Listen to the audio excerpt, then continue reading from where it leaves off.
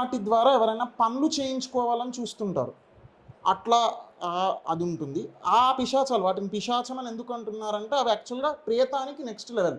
ప్రేతం అంటే ఏంటి మళ్ళీ అంటే, ఒకడెవడైతే అన్ఫార్చునేట్గా చనిపోతాడో, సడన్గా చనిపోతాడో వాడు ప్రేతం అవుతాడు. వాడు చావుని ఎక్స్పెక్ట్ చెయ్యట్లా. సూసైడ్ కానీ, సూసైడ్లు కూడా కాదు, సూసైడ్ కొంత అన్ఎక్స్పెక్టెడ్ కూడా కాదు, వాడు చేస్తున్నాడు అక్కడ. కానీ యాక్సిడెంట్స్ మెయిన్గా, లేదు ఇంకేదో ఎవడో అనుకోకుండా వీడిని వచ్చి మర్డర్ చేస్తాడు, ఏదో అయింది సంథింగ్, చనిపోయే చావు అనే థాట్ని ఎక్స్పెక్ట్ చేయడు బేసికల్లీ.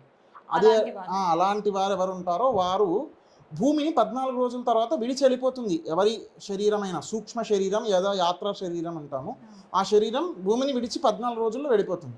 వీటిది వెళ్ళిపోదు, ఇక్కడే భూమి మీదే ఉంటుంది. దాన్ని ప్రేతము అంటారు. ఆ ప్రేతమే ఇంకొంచెం ముదిరితే పిశాచం అవుతుంది. అది ప్రేత